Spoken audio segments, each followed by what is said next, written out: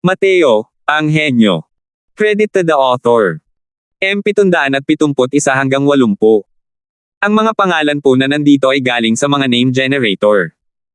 Kung meron man pagkakatulad sa mga pangalan ng tao o lugar at pangyayari, ito ay tunay na hindi sinasadya. Pamilya Gu. Ang pwesto ko ay dating pag-aari ng Pamilya Gu. Kumunat ang noo ni Mateo at sinabi. Medyo nailang ang ekspresyon ni Wayne habang tumatango. Malinaw na hindi niya inaasahan na gagawa pala ng ganitong eksena ang punk ng Pamilya Gu. Sumulyap si Mateo sa kanya ngunit hindi nagsalita. Ang mga laro sa isip ni Wayne, paano niya hindi ito mahahalata? Kahit kumilo si Mateo at iniligtas si Michelle, ang relasyon niya sa Pamilya Gu ay hindi rin maituturing na maganda. Kung isasantabi ang ibang mga bagay, ang Fragrant Medicine Pavilion na ito ay talagang naghahakot ng mga bushel ng ginto ngayon, ngunit ito ay orihinal na teritoryo ng Pamilya Gu.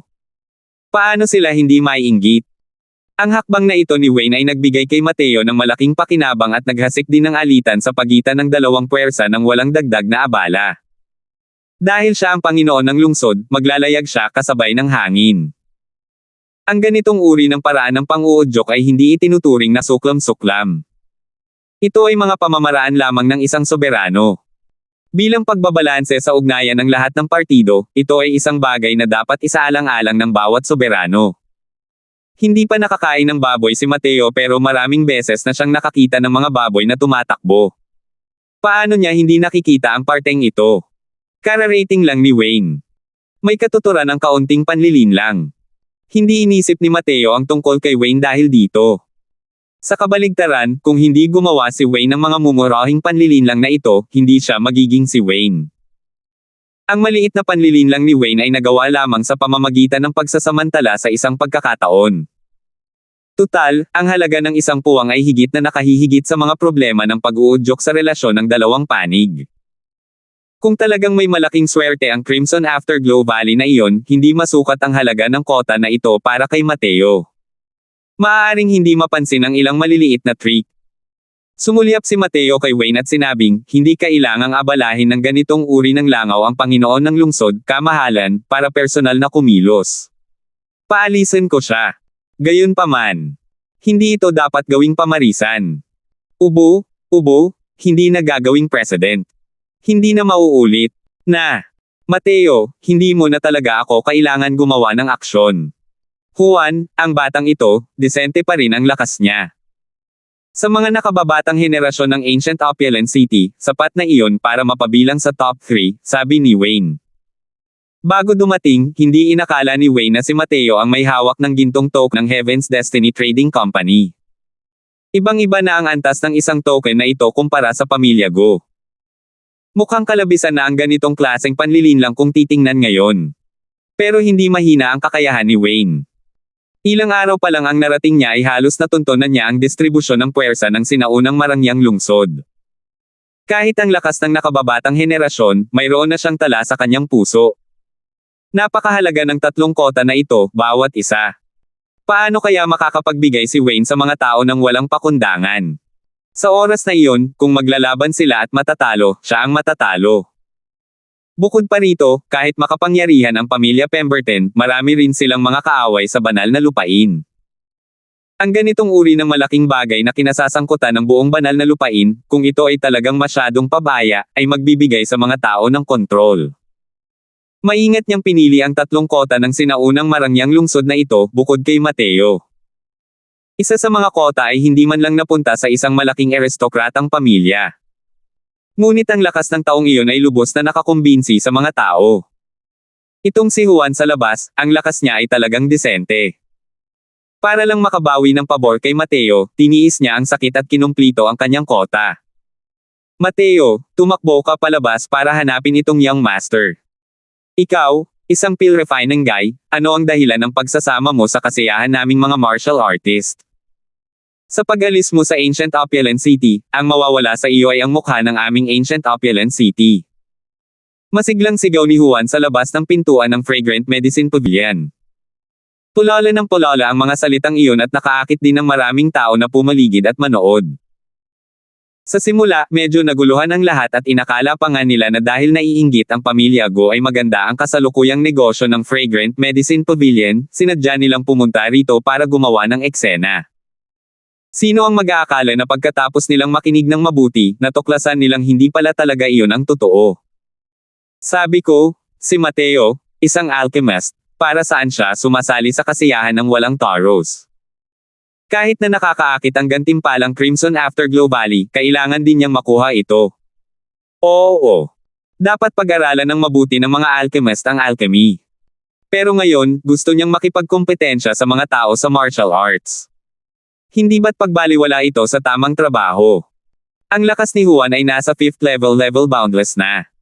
Bukod pa rito, napakataas ng kanyang pag-unawa sa mga konsepto. Sapat na rin ang kanyang lakas para mapabilang sa top 3 sa buong junior generation ng Ancient Opulent City. Ang paggagaw ni Mateo ng pwesto ng mga tao ng ganito ay talagang isang mabuting bagay. Hindi nakakapagtaka na galit si Juan. Dahil sa ganitong pagkagulo ni Juan, pakiramdam ng lahat ay parang labis na pang-aapi ito ni Mateo sa iba. Ang ganitong paraan ng paggawa ng mga bagay-bagay ay malinaw na pag-okupa sa palikuran at hindi pagtapon ng basura. Sa oras na ito, isang malaking grupo ng mga tao ang lumabas mula sa Fragrant Medicine Pavilion. Ang nangunguna ay si Mateo. Nang makita ni Juan na sa wakas ay lumabas na si Mateo, hindi niya maiwas magmukhang nasiyahan sa sarili. Mateo, sa wakas ay handa ka nang lumabas. Akala ko pa nga magiging duwag kang pagunghabang buhay. Halika, dahil lumabas ka na, maglaban tayo. Tingnan natin kung sino ang may kwalipikasyon para kumatawan sa sinaunang Marangyang lungsod para labanan.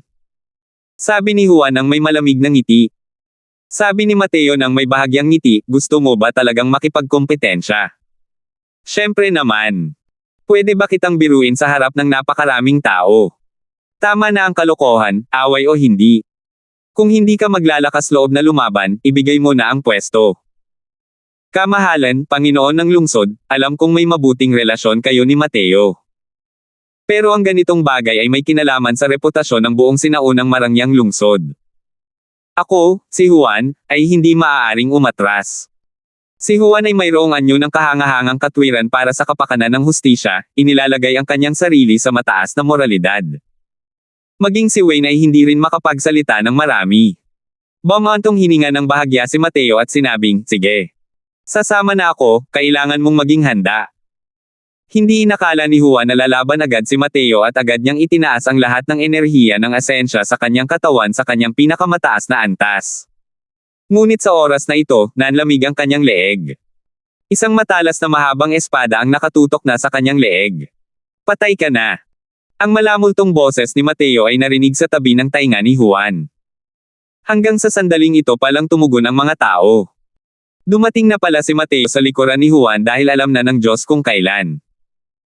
Ngayon lang, kailangan lang ni Mateo na marahang hampasin ang Zuan Sword, at maaari na niyang angkinan ang maliit na buhay ni Juan. Hindi naman kalabisan ang pagsasabi niyang patay na si Juan. Tumulim ang ekspresyon ni Wayne, habang hindi makapaniwalang nakatingin kay Mateo. Siyempre, dahil sa kanyang hangganan, madali niyang nahuhuli ang bilis ni Mateo. Pero yung ganoong bilis kanina, iyon ba dapat ang meron ng isang Divine Traversing Realm martial artist? Kayang ang lakas ng lalaking ito ay talagang napakalakas. Mateo, palihim kang umaatake rito. Napakasuklam-suklam. Nagngingit-ngit si Juan at sinabi. Hindi naramdaman ni Juan na kahanga-hanga si Mateo. Kanina, siguradong sinasamantala ni Mateo ang oras, kaya naman nagulat siya. Ngumiti si Mateo at sinabing, ganoon ba? Sige, bibigyan kita ng 5 pagkakataon. Hanggat maiiwasan mo ang isa sa mga espada ko, ibibigay ko ang pwesto ko gamit ang 2 kamay ko. Paano? Tuwang-tuwa si Juan nang marinig iyon at sinabing, sabi mo nga. Sa oras na matalo ka, hindi mo na mababawi ang iyong salita. Kahit ayaw niyang aminin ang husay ni Mateo, kinilala pa rin niya ito. Ang pagnanais na manalo kay Mateo ay malamang na hindi ganoon kadali. Pero kahit gaano pa kalakas si Mateo, hindi rin posible na hindi niya maiwasan kahit isang espada, di ba? Dahil tinatahak niya ang landas para ipahamak ang sarili niya, hindi rin naging magalang si Juan. Alang-alang sa pwestong ito na lumaban sa kompetisyon sa pagpili ng quasi-holy son, kahit sabihin ng mga tao na nanalo siya ng walang prinsipyo, tatanggapin niya rin ito. Ngumiti si Mateo ng may bahagyang pag-aalala, ang isang salitang minsang nasabi ay hindi kayang malumpasan kahit ng isang pangkat ng 4 na kabayo. 772. Kinuha ni Mateo ang espada at umatras, walang pakialam na sinabi, papunta na ako. Handa ka na ba sa pagkakataong ito o hindi pa? Ang mga salitang binaliwala ay nagpasikip sa puso ni Juan. Ngunit sa pagkakataong ito, itinoon niya ang kanyang buong atensyon at pinanood ang mga kilos ni Mateo, natatakot na baka may makaligtaan. Pero, may malabong nasaksihan si Juan. Wala na naman ang mga bakas ni Mateo sa paningin niya. Namatay ka na naman. Muling tumunog sa tabi ng tainga ni Juan ang malamulto na boses ni Mateo. Muling inilagay sa leeg ni Juan ang espada ni Juan. Napakabilis na teknik ng paggalaw. Ito ba talaga ang teknik ng paggalaw na ginagawa ng isang martial artist ng Divine Traversing Realm? Sa harap ng ganitong uri ng teknik sa paggalaw, lahat ng teknik sa pakikipaglaban ay walang saysay. Hindi ko talaga inaasahan na ang isang alchemist ay may kakaibang movement technique. Base pa lang sa movement technique na ito, wala siyang tatalo. Karapat-dapat si Mateo na maupo sa isang pwesto. Ang teknik sa paggalaw ni Mateo ay nagparinig ng mga sigaw at bulala sa paligid. Masyadong mabilis ang galaw ni Mateo. Hindi man lang mahuli ng mga ordinaryong martial artist ang figure niya. Napakaraming bata sa mundo, tanging bilis lang ang hindi nalalabag. Gamit ang napakalakas na teknik sa paggalaw, kaharap ang mga martial artist na ang mga cultivation realm ay mas mataas kaysa sa kanya, wala itong kinatatakutan. Ang ekspresyon ni Juan ay walang kapantay na pangit. Hindi niya inakalang ang isang martial artist ng Divine Traversing Realm ay magiging mas malakas kaysa sa kanya, itong Boundless Realm, pagdating sa mga teknik sa paggalaw.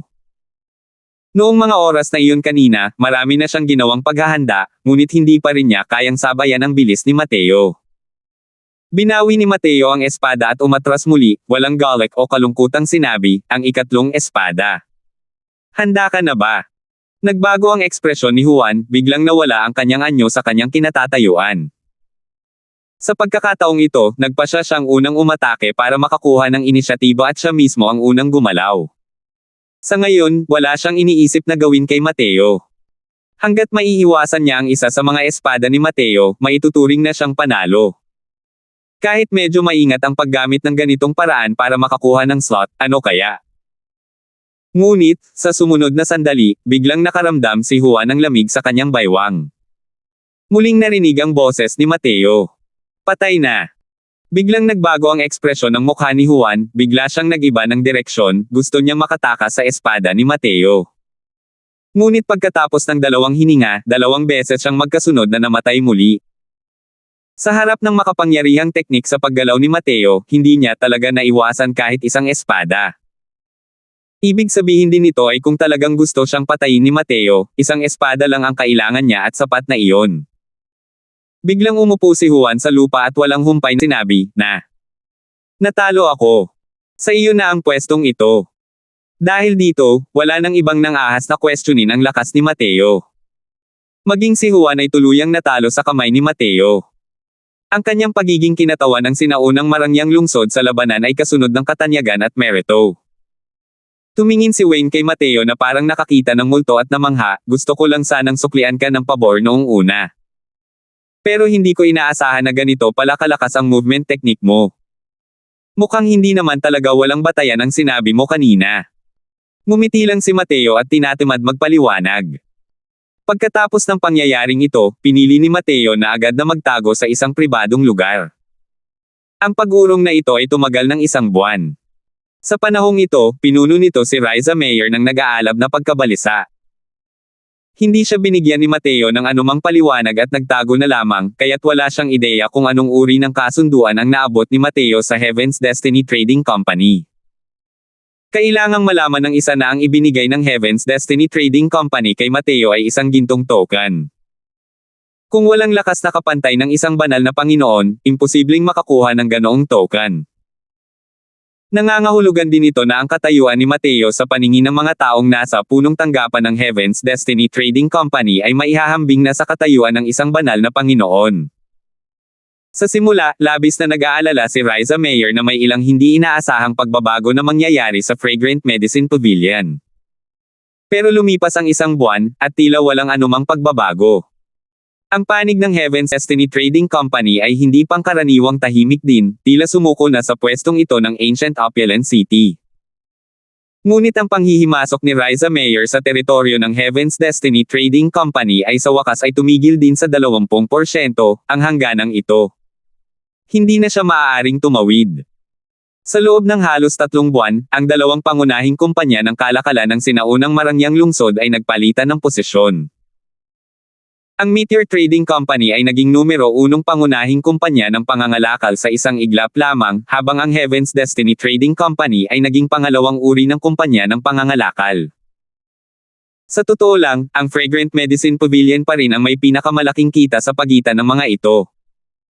Dahil ang kanilang bahagi ng kita ang may pinakamataas. Sa loob ng isang buwang ito, naubos ni Mateo ang mga halamang gamot na may halos 10 milyong kristal ng Earth Essence, nalagpasan ang hangganan ng Late Stage Divine Traversing, at malapit nang marating ang 8th Level Divine Traversing. Dahil sa pinakamataas na lakas ng 7th Level Divine Traversing, sa wakas ay nagkaroon na rin ng kumpiyansa si Mateo sa paparating na kompetisyon. Nagtipon ang lahat ng mga henyo sa banal na lupain. Tiyak na mayroong isang pangkat ng mga kalaban na may matinding lakas.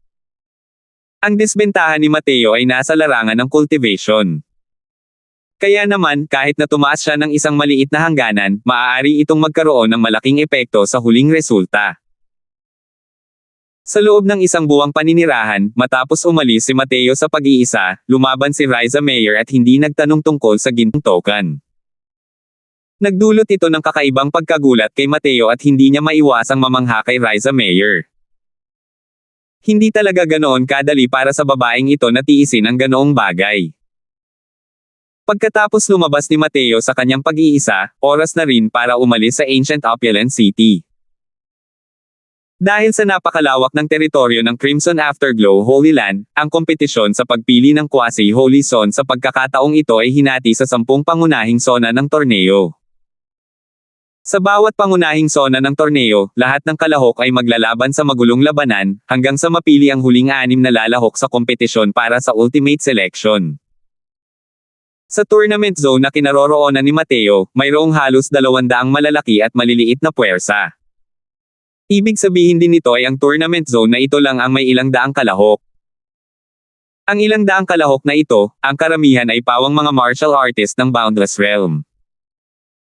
Siyempre, mayroon ding maliit na minorya ng mga martial artist ng Divine Traversing Realm na may kumpiyansa sa sarili tulad ni Mateo. Kung tungkol naman sa kung gaano kalayo ang kayang lockery ng mga Divine Traversing Realm martial artist na ito, walang mag-aalala tungkol dito. Dahil ang mga Divine Traversing Realm martial artist na ito ay nakatakdang matapos sa unang round. Ang ganitong uri ng malaking kompetisyon ay napakalupit. Kung walang lubos na lakas, walang paraan para maging kapansin-pansin sa karamihan. Ilang daang Boundless Realm martial artists, ang kanilang mga cultivation realm ay walang malaking pagkakaiba. Sa kagustuhang makapasok sa huling 6, ang pag-unawa sa konsepto at cultivation realm ng isang tao ay kailangang maging lubos na namumukod-tangi. Gayunpaman, simula pa lamang ito. Ang tunay na laban ay nasa huling torneo pa rin. Kaya naman, ang pagnanais na makamit ang pagkakataong makapasok sa Crimson Afterglow Valley ay napakahirap. Kahit na lubos na kumpiyansa si Mateo sa kanyang sarili, ngunit laban sa mga ultimong kalaban na iyon, hindi rin siya nang ahas na bawasan ang kanyang pagbabantay. Sino ba naman ang magiging pangkaraniwan para makapag-charge sa ganoong klaseng halaga? Kakaalis lang ni Mateo sa kanyang pag-iisa, at agad na natanggap ni Wayne ang balita at nagmadaling lumapit. Kasunod niya ay may kasamang 2 binata. Mateo, kung hindi ka pa rin aalis sa aming liblib na lugar, aalis kaming mag-isa. Oh! Dahil hindi ka nagkita ng 1 buwan, malapit ka na talagang makarating sa ika-8 antas ng banal na paglalakbay. Medyo namangha si Wayne sa bilis ng cultivation ni Mateo. Kailangang malaman ng isa na noong unang beses na nakilala niya si Mateo, kaka-rating pa lang ni Mateo sa 4th level Divine Traversing. Gaano na ba katagal? Nalagpasan na ni Mateo ang tatlong maliliit na cultivation realm, at naabot na ang peak 7th level divine traversing. Gusto mong magkaroon ng pagkakataong makapasok sa Crimson Afterglow Valley, paano iyon mangyayari kung hindi ako masigasig na maglilinang? Nakangiting sabi ni Mateo. Napakataas naman ng kutob mo. Puro kalokohan, huwag mong isipin na wala kang talo sa ilalim ng langit matapos mong talunin ang basurang yan na si Juan. Sa mga taong kalahok sa kompetisyon ngayon, marami ang mga taong nasa 9th level boundless. Dahil lang sa lakas mo, gusto mo pang pumasok sa Crimson Afterglow Valley. Sa likod ni Wayne, isang binata na may masungit na ekspresyon ang nagsabi ng may paghamak. 773. Ang binata ay may matigas ang ulo at masungit na anyo, na may bahid ng pagiging dominanti. Nakangiting ipinakilala ni Wayne, "Heto, Mateo, ipapakilala ko sila sa iyo. Ito ang numero 1 henyo ng ating sinaunang marangyang lungsod, si Hines. Ito si Mayon. Sila rin ang mga umuusbong na bituin ng ating sinaunang marangyang lungsod. Ito si Mateo, ang may-ari ng Fragrant Medicine Pavilion. Hindi mo na kailangan pang ipakilala ko kayo, di ba?" Ngumiti si Mateo, ngunit hindi pinansin si Hines, at binati si Mayon, "Kapatid na mo, marami na akong narinig tungkol sa iyo." Mapagkumbabang sinabi ni Mayon, huwag kang maglakas loob. Tungkol dito, kamakailan lang ay nakamit ng muna ito ang isang tagumpay at kailangan pa rin niyang pasalamatan si Brother Crosswell. Kung hindi dahil sa pagpino ni Brother Crosswell ng Great Sun Heavenly ang peel para sa muna ito, hindi rin makakalusot ang muna ito sa bottleneck. Medyo nagulat si Mateo nang sabihin niya, lumalabas na ang taong pinag-ayos ko ng Great Sun Heavenly ang peel ay si brother mo pala. Nakangiting sabi ni Mayon, napakahirap pinuhin ang Great Sun Heavenly ang peel na ito. Dumalaw na rin ang muna ito sa maraming master, pero walang sino man ang nakapagpapino nito. Kalaunan, nabalitaan ko na mas malakas ang alchemy ni Brother Crosswell kaysa sa iba, kaya pumunta ako sa Fragrant Medicine Pavilion at sinubukan ito. Hindi ko inaasahan na sa huli, binigyan mo pa pala ako ng superior grade na Great Sun Heavenly ang peel. Gamit ang superior grade na Great Sun Heavenly ang peel na ito, lubos na lumakas ang lakas ng muna ito. Sa kompetisyon ngayon, mas may kumpiyansa na rin ako. Masayang nag-usap sina Mateo at Mayon, habang direktang isinasabit si Hines para patuyuan sa tabi. At tuluyan ng hindi pinansin ni Mateo ang pangungutya niya. Dahil dito, labis siyang nagalit. Pero sa harap ni Wayne, hindi rin niya magawang magwala, at tanging pagmumakmak lang ang nagawa niya sa isang tabi. "Hey, mas magkakakilala na kayong tatlo. Sa pagkakataong ito, bahala na kayong lahat sa aking gagawin. Sige, gabi na. Kailangan na nating umalis," natatawang sabi ni Wayne. Ang Crosswell City ang pinakamalaking lungsod sa katimugang bahagi ng Crimson Afterglow Holy Land, na namumuno sa hanggang 200 major at minor forces sa paligid. Ang Crimson Afterglow Holy Land ang nag-oorganisa ng quasi-Holy Zone Selection Competition sa pagkakataong ito, natural na ang lugar na ito ang naging arena para sa mga Division Tournament Zone. Nitong mga nakaraang araw, maraming tao ang sabay-sabay na dumagsa sa Crosswell City. Nandito silang lahat para panoorin ang kompetisyong ito. Kahit na hindi nagkaroon ng pagkakataong makilahok ang mga taong ito, paano nila napalampas ang ganitong uri ng engranding kaganapan? At ang mga henyong iyon na may hawak ng pwesto para sa mga kalahok ay natural na tinanggap ng City Lord Manor.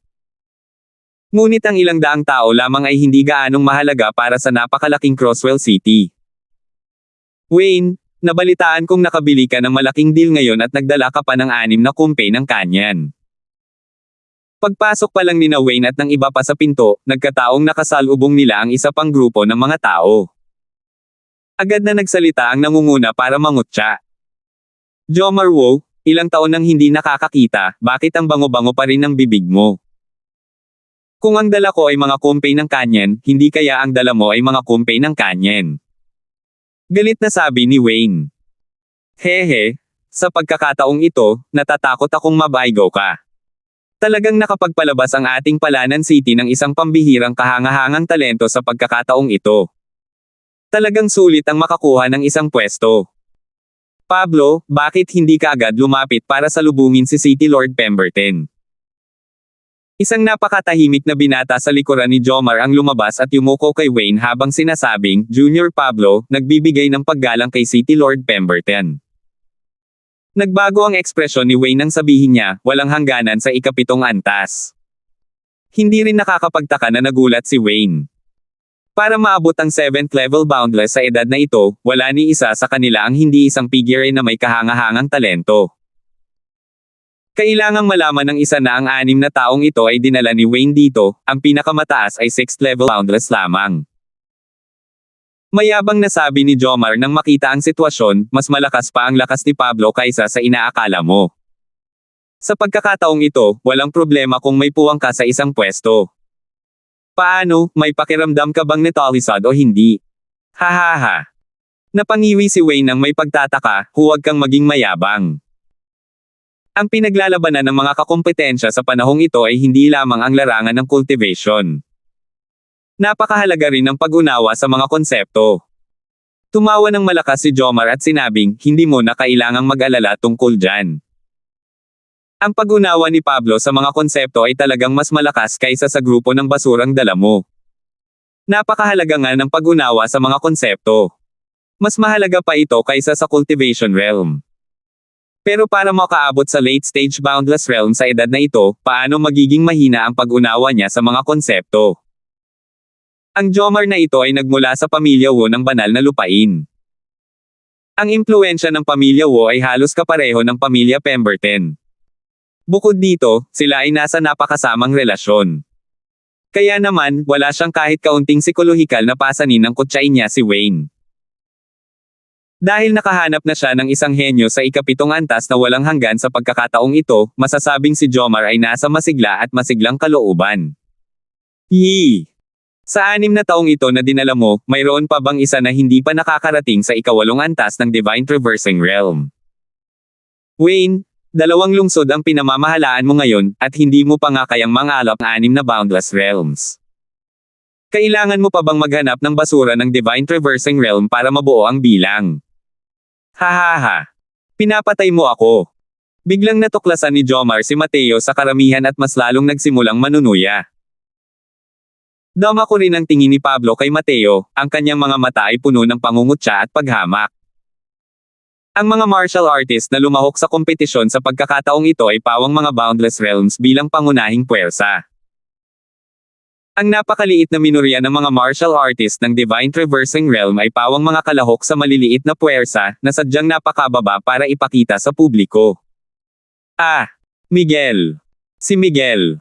Bigla na lang may narinig na kaguluhan sa labas ng istasyon ng mga kartero. Puro mga tili ng mga babae na parang nimpa ang narinig. Kasunod ng mga sigaw na ito, isang grupo ng mga tao ang pumasok sa istasyon ng Surir. Panginoong Sanford. Ang mga Panginoon ng lungsod na nangunguna sa kani-kanilang mga koponan sa pagkakataong ito ay sunod-sunod na yumuko sa kanya nang makita nila ang isang lalaking nasa katanghaliang gulang na nangunguna. Isang gwapong binata na mas maganda pa sa mga babae ang nakasunod sa kanya. Ang kanyang aura ay napakalakas. Ang mga sigaw ng mga babaeng iyon ay malinaw na nakadirekta sa kanya. Huho, kumusta sa lahat? Ang pagpili ng halos banal na anak sa panahong ito, kakailanganin kong maging abala ang lahat para manatili sa istasyon ng Surir na ito. Kung mayroon mang mga lugar kung saan hindi namin kayo naalagaan ng maayos, umaasa ako na ang lahat ay sapat na mapagbigay upang magparaya, sabi ni Sanford. Napakagalang ni Lord Sanford. Mabilis na tugon ng lahat. Malinaw na pamilyar si Sanford na ito sa iba't ibang pangunahing Panginoon ng lungsod. Pagkatapos bumati, isa-isa siyang naghanap ng mga taong makikipag-usap ng kaunti. Nagtatakang tinanong ni Mateo si Wayne, sino ang taong ito? Mukhang kahanga-hanga talaga. Si Lord Sanford ang City Lord ng Crosswell City, namumuno sa halos 200 malalaki at maliliit na puwersa sa katimugang bahagi. Sa tingin mo ba ay kahanga-hanga siya o hindi? Tanong ni Wayne. Saka lang napagtanto ni Mateo. Hindi nakakapagtaka na ang mga Panginoong ito ng lungsod ay lubos na gumagalang sa kanya. Ganito di ba? Mukhang tinatanggap ng maayos ang batang nasa likod niya rito. Iyan ang anak ni Lord Sanford Yang, si Miguel Yang. Naabot na niya ang 8th level boundless 2 taon na ang nakalilipas. Sa loob ng buong hangganan na sakop ng Crosswell City, siya ang numero 1 henyo ng kabataan. Isa pa, ang kanyang hitsura ay napakagwapo. Ang pagiging mahusay ay natural na isang bagay na inaasahan. Ang kompetisyon sa pagkakataong ito, ang numero 1 sa Division Competition Zone ng Crosswell City, siya lamang ang kwalipikado. Tumanggo si Mateo para ipahayag ang kanyang pag-unawa. Mukhang isang mabigat na kalaban itong si Miguel. Hindi dapat tingnan ang pino at eleganteng anyo ni Miguel. Nakikita ni Mateo na hindi niya tinatrato ang mga taong ito bilang kalaban. Ang kayabangan niya ay nakatago sa mga buto. Hay nako, mukhang kompetisyon na naman ngayon, wala na tayong pag-asa. Sabi ng batang henyo ng Clearridge City. Oo. Ang 7th level boundless pa lang ngayon, marami-rami na. Bukod kay Miguel, ang natitirang 5 pwesto ay dapat ipanganak sa mga 7th level boundless realms na ito. Ang ilang malalaking lungsod na malapit sa unahan ay masyadong malakas. Wala tayong pagkakataon. Malungkot na sabi ng matigas ang ulo at suwail na si Hines. 774. Ang pagdating ni Miguel ay pumukaw ng usapan. Walang duda, nakatakda na ang Miguel na ito ng isang kota. Walang sino man ang makakapagpabago sa kanya. Habang ang iba pang 5 pwesto, malamang na magiging napakatindi ng kompetisyon. Tulad ng Clearridge City at Ancient Opulent City, ang ganitong uri ng mga lungsod, ang kanilang lakas ay mas mahina kumpara sa iba. Sa kompetisyon ngayon, mayroon pa ring ilang mga batang henyo ng 7th level boundless. Sila ang malalakas na kakompetensya para sa natitirang 5 kota. Kaya naman, ang 5 taong kasama ni Mateo sa paglalakbay ay labis na nawala ng sigla. Tila ba'y dumadaan lang din sila sa mga formalidad na kanilang ginagawa. Patuloy na nakasunod si Miguel kay Sanford, isang anyo ng kawalan ng emosyon. Pero nang dumako ang tingin niya sa katawan ni Mateo, bigla itong tumigil sandali. Higit pa sa inaasahan ng lahat, iniwan niya si Sanford at naglakad papunta kay Mateo. Bawat kilos ni Miguel ay nakatanggap ng malaking atensyon. Sa sandaling gumalaw siya, agad itong pumukaw ng kaguluhan. Medyo nagulat na sumulyap si Sanford sa kanyang anak, pagkatapos ay lumingon upang muling makipag-usap sa mga Panginoon ng lungsod. Papunta si Miguel sa tabi natin. Siya. Ano ang gusto niyang gawin? Medyo may pagkakasala na sabi ni Hines. Dahil apektado ng aura ni Miguel, nauutol pa nga si Hines ng magsalita. Relax ka lang. Hindi pa nagsisimula ang kompetisyon. Ano na ang magagawa niya? Pakiramdam ko ay dapat niyang sumama kay Mateo, sabi ni Mayon. Natigilan si Hines at nakalimutang matakot at sinabing may pangungutya, para saan ang hindi opisyal na napagdesisyon ng numero 1 sa kompetisyon na naghahanap ng isang batang lalaki na nasa Divine Traversing Realm. Sa aking palagay, tiyak na narito siya para hanapin si City Lord Pemberton.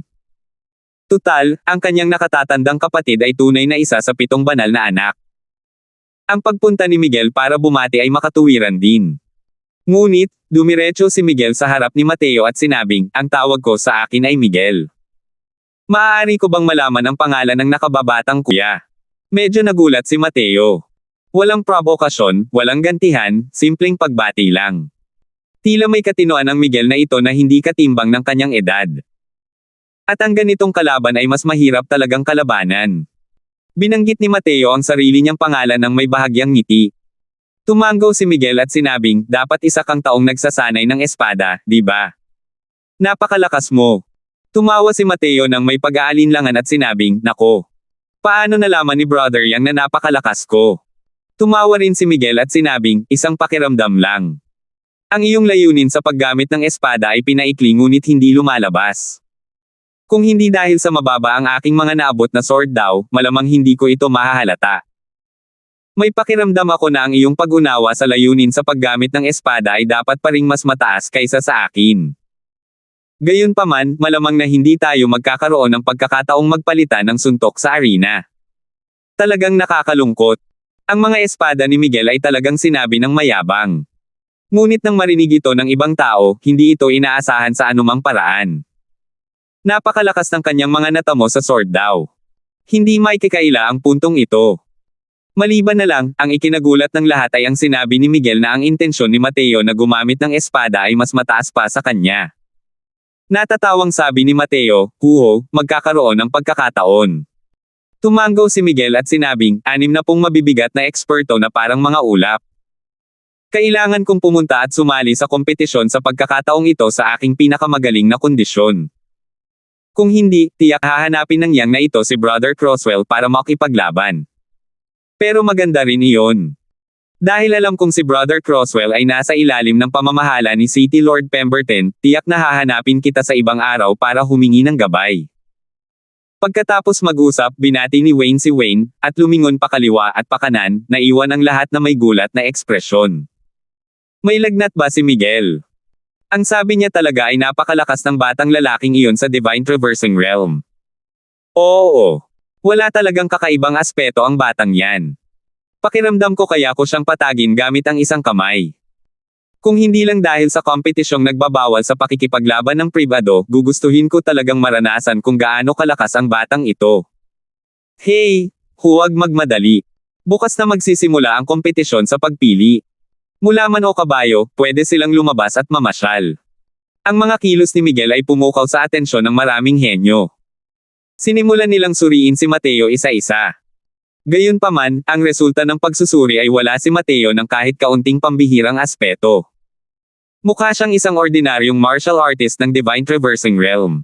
Mateo, talagang kakaiba ka. May ilang daang batang henyo rito, pero nagkataon lang na natano ka ni Miguel. Kayang ganoon talaga kalakas ang lakas mo.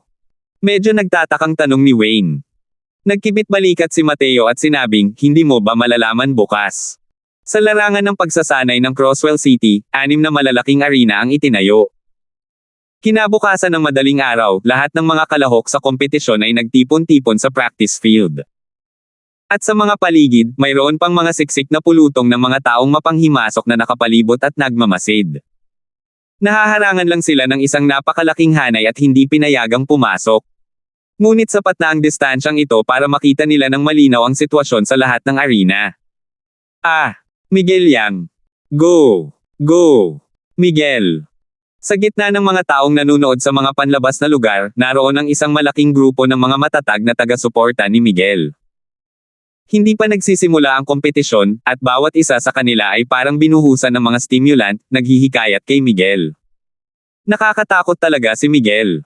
Laway lang ng mga babaeng sundalong ito ang kayang lunurin ang mga kalaban hanggang sa mamatay, di ba? Dinilaan ni Hines ang sarili at sinabi. Mundo ng mga martial artist, tanging lakas lang ang palakpakan. Ang pagtanggap kay Miguel ay dahil sa kanyang lakas na kahanga-hanga. Sabi ni Mayon. Ang lakas ni Miguel ay kayang durugin ang kanyang mga kalaban sa division competition area ng Crosswell City. Malamang na mabibigo ang mga tagapagtanggol niya sa pag-alis sa Crosswell City, sabi ni Wayne. Nako! Talagang kakaiba ang lakas nitong si Miguel. Maaari kayang mas malakas pa ang ibang competition zones kumpara sa Crosswell City. Nagtatakang tanong ni Mateo. Hindi siya malinaw sa distribusyon ng kapangyarihan ng Crimson Afterglow Holy Land. Wala siyang kaalam-alam kahit kaunti tungkol sa kung gaano kalakas ang lakas ng mga division competition zone na ito. Sabi ni Wayne, bagamat ang kompetisyon sa pagpili ngayon ay nakatuon sa loob ng buong hangganan ng Crimson Afterglow Holy Land, ang pinakamalakas na competition zone ay ang division competition zone pa rin ng Holy Land. Kung walang malalaking sorpresa, ang mga kota na ito para makapasok sa Crimson Afterglow Valley, sa huli, ay mapupunta pa rin sa mga piling tao ng Holy Land. Kung gayon, hindi naman kinakailangang kumilos ang Crimson Afterglow Holy Land sa pag-oorganisa ng kompetisyong ito? Nagtatakang tanong ni Mateo. Umiling si Wayne at sinabing, hindi. Napakalawak ng teritoryong sakop ng isang banal na lupain. Kahit na ang karamihan sa mga henyo ay nasa ilalim ng pamamahala ng banal na lupain, mayroon pa ring maliit na minorya na gumagala sa labas. Pakiramdam ng mga taong ito ay lubos na nababawasan ang kanilang dignidad na sumama sa banal na lupain, tulad ni Toby yan. Sa totoo lang, gamit ang kanyang lakas, sa pag-aalaga ng mga mapagkukunan ng banal na lupain, ang pagiging isang banal na anak ay halos nakatakda na. Ang kompetisyong ito ay para sa paggawa ng magagandang pagkukulang at kakulangan, na hinihikayat ang mga henyong gumagala sa labas kasama ang mga kota ng Crimson Afterglow Valley. Nakangiting sabi ni Mateo, sa paraan ng pagkakasabi mo, bawat division competition zone ay dapat mayroong grupo ng mga henyo na may napakalakas na lakas na lilito. Tapos nangangahas ka pang maniwala na ang numero 1 ito ay mahuhulog sa ulo ng mga piling tao ng banal na lupain. Medyo seryoso ang ekspresyon ni Wayne nang sabihin niya, sinasabi ko ito, natural lang na may dahilan ako. Dahil sa mga henyo ng banal na lupain, isang napakalakas na henyo ang lumitaw sa pagkakataong ito. Ang kanyang lakas ay malamang sapat na para malampasan ang mga martial artist na may parehong ranggo. Bagamat isang pangkat ng mga napakalakas na henyo ang lilito sa kompetisyon sa pagkakataong ito, sa palagay ko ay wala nang makakalampas sa kanya sa mga taong ito. 775. Oh, sino ba tong taong to? Para papurihan ka ng ganito. Naging medyo mausisa rin si Mateo dahil sa sinabi ni Wayne. Sa parehong antas, ito ang isang bagay na matagal na niyang ginagawa, si Mateo. Kung ang banal na lupain ay talagang mayroong ganitong katalinuhan, siya ay magiging isang tunay na kalaban. Kinikilala na ng maraming tao sa banal na lupain ang taong ito bilang kandidato para sa susunod na banal na Panginoon. Ang pangalan niya ay Lucas Nolan. Sabi ni Wayne. Lucas Nolan. Tahimik na naalala ni Mateo ang pangalang ito. Mukhang gusto niyang makuha ang puwang para makapasok sa Crimson Afterglow Valley, ang taong ito ang pinakamalaking balakid. Pero kung totoo nga ang sinabi ni Wayne, malamang na hindi magiging ganoon kadali ang kompetisyon sa pagkakataong ito. Ang mga tinatawag na 7th level boundless powerhouses ay maaaring hindi matawa hanggang sa huli. Tutal, hindi naman lahat ng bagay ay nasa larangan ng cultivation sa mga laban ng martial artist. Para sa mga ordinaryong martial artist, ang 7th level boundless laban sa 6th level boundless, ang una ay talagang nakakagulat. Ito ay dahil ang kanilang cultivation ay hindi nagbago sa isang antas na sapat upang baligtarin ang sitwasyon. Ngunit ang pinakamalaking diin na ibinigay ng mga batang henyong ito ay ang pag-unawa sa mga konsepto.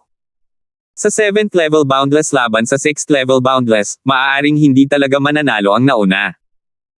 Isinatibi ang iba, naramdaman ni Mateo na ang lakas ni Mayon ay malamang na hindi mas mababa kaysa sa mga tinaguriang 7th level boundless genius. Siyempre, napakarami ng mga salik na nakakaapekto sa mga labanan. Nang talagang magsimula ang labanan, walang nakakaalam ng sagot. Bukod pa rito, ang mga patakaran ng kompetisyon sa pagkakataong ito ay medyo mapanlikha. Ang pag-set up ng 6 na arena na ito ay para pumili ng 6 na arena lord.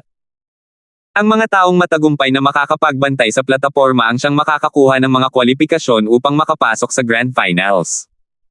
Ang ganitong uri ng paraan ng pagpili ay magpapalakas ng kompetisyon sa pagitan ng mga henyo. Ang mga mananalo, sa huli, ay tiyak na siyang may pinakamahuhusay na kwalifikasyon para umusad. Dahil wala pang sino man ang makakalaban nila noon. Ayon sa mga patakaran, maaaring harmony ng mga tao sa ilalim ng mga plataporma ang mga tao sa mga plataporma. Kung sila ay manalo, patuloy silang tatayo sa mga plataporma at maghihintay sa susunod na hamon. Matapos mabaygo, may pagkakataon pa ring magpatuloy sa paghamon sa ikalawang araw. Ngunit ang lahat ay maaari lamang humamon ng hindi hihigit sa 3 beses. Kung mabibigo ang 3 beses, mawawalan sila ng pagkakataong magpatuloy sa paghamon. At para makuha ng Arena Lord ang advancement quota, kailangan nilang manalo ng 100 sunod-sunod na laban, o wala nang magpapatuloy sa paghamon. Siyempre, ang pagkapanalo nitong 100 sunod-sunod na laban ay hindi nangangahulugang ang bawat tao ay kailangang lumaban ng 100 laban. Hanggat natatalo ng naghahaman ng Arena Lord, makuha nila ang kalahati ng bilang ng laban ng kabilang panig. Sa harap ng mga ganitong patakaran, wala ring sino man ang maaaring maging kalmado. Bukod pa rito, isa itong labanan ng hila-hila. Hindi ito maaaring matapos sa loob ng 3 hanggang 5 araw. Isang Arena Lord lang ang kayang tumanggap ng 20 hamon kada araw. Sa oras na ito, ang Panginoon ng lungsod ng Crosswell City na si Sanford ay dahan-daang naglakad papunta sa mataas na plataporma at nagbigay ng ilang nakapagpapatibay na salita sa ibaba. Opisyal nang nagsimula ang kompetisyon sa Division Competition Zone ng Crosswell City. Gayunpaman, pagkatapos ay anunsyo ni Sanford ang pagsisimula, wala talagang sino man ang naglakad papunta sa arena kahit sandali. Medyo nakakailang talaga. Hindi mga hanggal ang mga batang henyong ito. Alam nila na ang pag-akyat ngayon ay magiging resulta ng pagkapadala sa kanila pababa. Sa huli, sila ay magiging pamatay kanyan lamang. Kung walang lubos na lakas, sino ang unang nangahas na umakyat sa mga plataporma? Mateo, hindi ba't sinabi ni Miguel na napakalakas mo? Ano, hindi ka aakyat sa entablado para sumubok. Gamit ang lakas mo, hindi dapat problema ang manalo ng 100 sunod-sunod na laban, di ba? Pangungutya ni Hines. Huho, ano ba ang pinagdadaanan mo? Ang kompetisyong ito ay tatagal ng kahit kalahating buwan, malamig na sabi ni Mateo. Mapanghamak na sabi ni Hines, Sok, walang bait ibig sabihin walang bait. Magpapanggap para saan? Habang nanunuya si Hines, biglang may nanggulo mula sa karamihan. May isang taong unang umakyat sa plataporma. Si Miguel yan. Siya. Siya talaga ang unang umakyat sa entablado. Diyos ko. Talagang may kumpiyansa ito. Bukod kay Miguel, sino pa ang naglakas loob na umakyat sa entablado? Hindi ako nagugulat na si Miguel ang unang umakyat sa entablado. Pero gusto kong malaman kung sino ang maglalakas loob na maging unang umakyat sa entablado para hamanin siya. Tumahimik ang lahat. Tumama ang pangungusap na ito sa kaibuturan ng puso ng lahat. Ang paniniwala na si Miguel ang nangungunang eksperto ay matagal nang nakaugat sa puso ng mga tao. Sino ang nangahas na humamon? Pagkatapos umakyat si Miguel sa entablado, niyakap niya ang kanyang espada at tumayo roon, bahagyang ipinikit ang dalawang mata. Gayunpaman, ang grupo ng mga henyo ay nagpalitan ng tingin, nagtitinginan. Sa totoo lang, wala ni isa ang nangahas na umakyat. Sa sandaling iyon, isang tao ang tumakbo papunta sa isa pang plataporma, ikinuyom ang kanyang mga kamao sa lahat, at sinabing, ito ay si Liren ng Northview City. Handa akong magsilbing maliit na tagapagtaguyod upang ang iba ay makapagpakita ng mas mahahalagang kontribusyon. Sino ang darating para magbigay ng gabay? Napukaw ng mga kilos ni Liren ang atensyon ng lahat. Ang lakas niya ay 6th level boundless lamang. Ngunit ang kanyang mga intensyon ay kitang-kita, na ang layunin ay ihambing ang mga notes sa mga kalaban sa entablado. Sa totoo lang, maraming taong naruroon ang alam na wala silang pagkakataon. Ang kanilang layunin sa pagpunta ay para lamang makipag-sparring sa mga henyong ito. Ang mga henyong ito ay karamihan ay mga crane na namumukod tangi sa mga manok sa lugar. Hindi gaanong maraming pagkakataon para makipaglaban sa mga henyong may parehong lakas. Kaya naman, napakahirap makahanap ng pagkakataon sa kompetisyong ito. Tunay nga, nang gumalaw si Liren, may agad na tumugon. May isa pang tao na direktang lumipad papunta sa arena at nakipagtagisan kay Liren. Nang manguna si Liren, mabilis na nakapagpataas ang mga tao sa apat na iba pang plataporma. Ang malaking labanang ito ang opisyal na nagbukas ng mga bintana. Nasa ilalim ng mga plataporma si Mateo, kalmadong pinapanood ang mga martial artist na ito na naghaharap. Medyo nauunawaan din niya ang lakas ng mga martial artists sa Crosswell City Division Competition Zone. Pero ang mga kalakasan ng mga taong ito ay lubos na kulang kay Mateo. Kaya naman, wala rin siyang interes na humamon. Di nagtagal, may nakatakdang magwagi sa mga plataporma. Na si Liren nga ay may lakas ng loob na maging unang umakyat sa entablado. Diretso niyang tinalo ang kanyang kalaban pababa sa plataporma. Di nagtagal, isa na namang martial artist ang humarap upang hamanin si Liren. Ang resulta ay muling nanalo si Liren. Ang walang kwentang si Liren, ay nanalo pala ng dalawang magkasunod na laban. Dahan daw ang lumipas ang oras.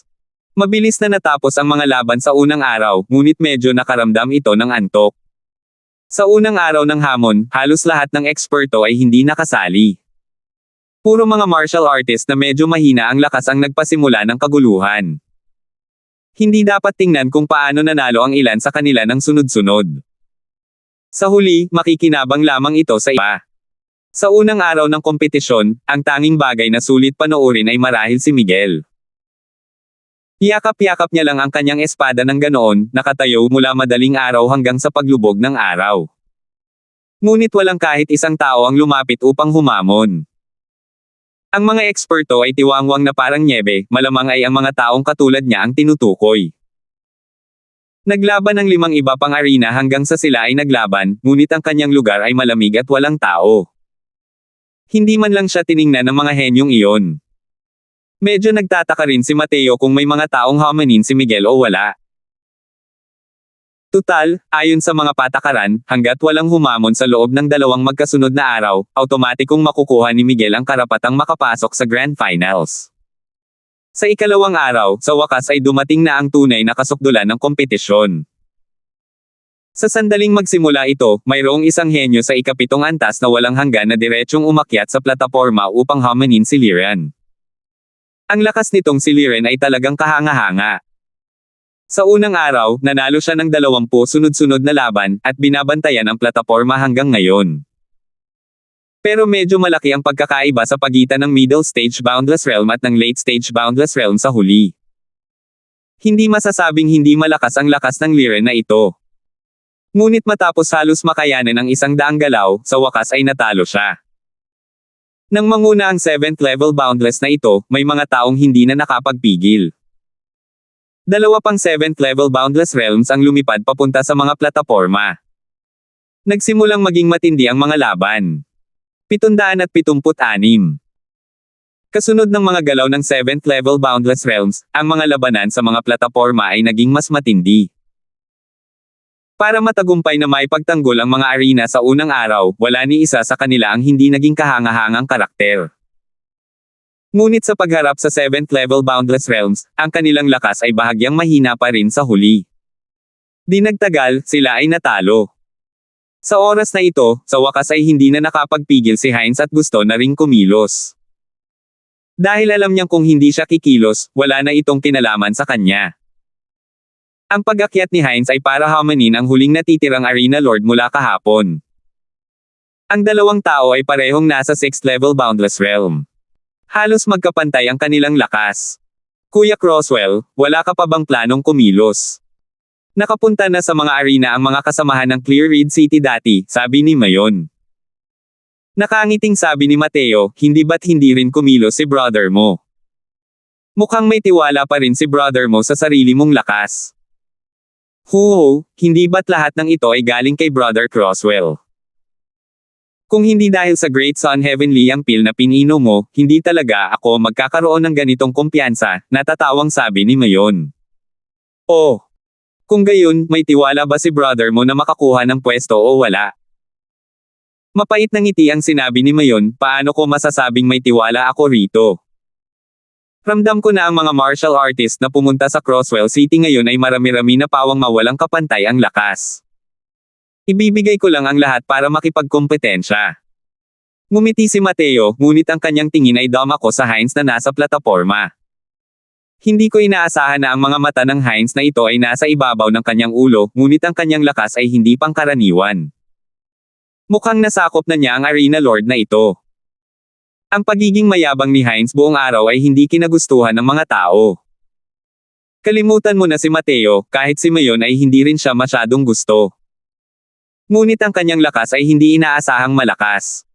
Natalo na niya ang Arena Lord hanggang sa wala na itong lakas para gumanti. Di nagtagal, direktang pinili ng Panginoon ng arena na sumuko. Si Heinz ang naging bagong Panginoon ng arena at sa totoo lang ay medyo masigla at masigasig sa loob ng ilang panahon sa entablado. Napangiwi si Wayne nang makita ang sitwasyon at sinabing, ang batang ito ay talagang pabaya at walang ingat. Nanalo lang sa isang laban at naglakas loob na magpasikat ng ganito. Kung walang sapat na lakas, ang ganitong uri ng okasyon, mas mainam kung mas mababa ang profile. Ang batang ito ay puro agro. Hindi napigilan ni na Mateo, Mayon, at ng iba pa ang matawa nang marinig iyon. Sa kabilang banda, nang makita ni Jomar ang kilos ni Heinz, hindi niya napigil ang mapaungol at sinabing, ang lakas na ito ay naglakas loob ding lumabas at magpasikat. Mukhang wala nang magagamit si Wayne. Pablo, umakyat ka at ibagsak mo ang bastos na yan para sa akin. Bahagyang natigilan si Pablo nang sabihin niya, ang aga mo namang gumising. Hindi ba? Medyo nakakadisbentaha. Malamig na singgal ni Jomar, gamit ang lakas mo, hindi dapat mahirap manalo ng 100 sunod-sunod na laban. Huwag mong isipin ang mga detalyeng iyan. Ituon mo ang iyong pansin ng kaunti pa. Hindi ang mga basurang ito ang iyong mga kalaban, kundi ang mga henyong papasok sa Grand Finals. Ang pakikipaglaban pa ng ilang laban ay magiging kapaki-pakinabang para sa iyo. Nagliwanag ang mga mata ni Pablo habang yumuko at sinabing, mababaw lang si Pablo. Maraming salamat sa gabay ng Panginoong Lungsodwo. Tumanggaw si Jomar at sinabing, medyo mahina pa rin ang kasalukuyan mong lakas kapag nakaharap mo ang mga henyong iyon na papasok sa Grand Finals. Kung gusto mong makakuha ng mas mataas na ranggo, kailangan mo man lang maabot ang ganoong antas ni Miguel. Sige, pagtiyagaan mo ang sarili mo. Naging seryoso ang ekspresyon ni Pablo. Hindi sinasadyang tumingin ang kanyang mga mata kay Miguel, ang kanyang mga mata ay nanlulumo na parang nyebe. Ang kapangyarihan ni Miguel ang dahilan kung bakit hindi na naisip ng mga tao na higaitan pa ang kabilang panig. Tumalon ang figure ni Pablo, diretsong tumalon papunta sa arena. Nang makita si Pablo, nalungkot ang mukha ni Hines. Ang lakas nitong si Pablo ay napakalakas. Hindi siya kayang tapatan. Akala niya noong una ay kaya pa niyang tumayo ng mas matagal sa entablado. Sino ang mag-aakala na tinarget pala siya ng lalaking ito ng ganoon, na diretsong umakyat sa entablado para hamanin na siya? Babagsak ka ba, o gusto mong gamitin ko ang mga paa ko para tapakan ang mukha mo? Tanong ni Pablo nang may mapangot siyang tingin. Nandilim ang mukha ni Hines. Napaka-arrogant talaga ng lalaking ito. Halatang pinapahiya niya ito. Hindi ba't ikaw lang ang 7th level boundless? Para maging mayabang sa ganitong antas. Hey, kung may kakayahan ka, halika at sipain mo ako sa mukha. Sabi ni Hines nang may malamig na ngiti. Tiwala pa rin siya sa sarili niyang lakas. Kahit hindi niya matalo ang Pablo na ito, hindi rin naman siya matatalo ng sobra. Umiling si Pablo at bumantong hininga, hindi pa talaga ako nakakita ng ganitong kahilingan. Sige, ayon sa gusto mo. Pagkatapos magsalita, umindayog ang figure ni Pablo, at agad na naging 19 na Pablo. Nagbago ang ekspresyon ni Hines. Dahil sa kanyang maladyos na pandama, hindi niya talaga matukoy kung alin ang tunay na katawan. Hindi mo na kailangang maghanap pa. Ang bawat clone ay isang katawang tao. Hindi mo ito mahahanap. Tumayo ka ng maayos, sisipain ko ang mukha mo. Walang pakialam na sabi ni Pablog. Hindi pa niya natatanggap ang boses niya ng 18 figure ang tumakbo diretso papunta kay Hines. Mahirap na palang harapin ang isang Pablo, lalo na ang 18. Natamba si Hines sa kanyang mga paa, para lamang maramdaman na ang lahat ng iyon ay si Pablo lamang ang nasa harap niya. Di nagtagal, hindi na niya natiis pa. Putok. Isang paa ni Pablo ang dumapo sa mukha ni Hines nang walang anumang paglihis, at tinapakan ito pababa sa plataporma. Hooray! Bibitawan mo ako. Hindi inaasahan ni Hines na ganito pala kalakas si Pablo, na agad niya itong natalo. Ngunit nang aamin na sana siya ng pagkatalo, muling tinapakan ni Pablo ang mukha niya, at mariing pinutol ang mga sinabi niya. Ano nga pala yung sinasabi mo kanina? Hindi ko narinig, sabi ni Pablo sabay tawa ng malakas. Inaamin ko. Isa na namang hakbang. Hindi hinayaan ni Pablo na sabihin ni Hines na aminan ang pagkatalo, ang dalawang salitang ito. Sa ilalim ng entablado, ang mukha ni Wayne ay nag-aalab, na parang tinatapakan ng paa ang kanyang mukha. Sobra ang pang-aapi sa mga tao. Sobra ang pang-aapi sa mga tao. Nagngangalit sa galit si Wayne. Ang mga ginawa ni Pablo ay parang pagsampal ni Jomar sa mukha niya. Napakaraming mga Panginoon ang lungsod dito. Lahat ay palihim na naglalaban-laban. Kahit ang pagkawala ng mukha ay hindi kahanga-hanga, lalo na ang mapahiya sa harap ng napakaraming tao. Nang makita ni Jomar ang malaputik na si Hines, sinabi niya ng may malakas na tawa, hahaha. Ano ba tong mga basurang dala ni Wayne?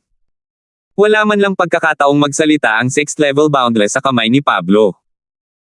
Sa oras na ito, maraming mga Panginoon ng lungsod na may magandang relasyon kay Jomar ang lumapit upang batiin siya. Kitang-kita ng lahat ang lakas ni Pablo. Napakalakas niya kahit sa mga nasa 7th level boundless realms. Hindi dapat magkaroon ng malaking problema ang pagkuha ng kota. Panginoon ng lungsod Wu, binabati kita.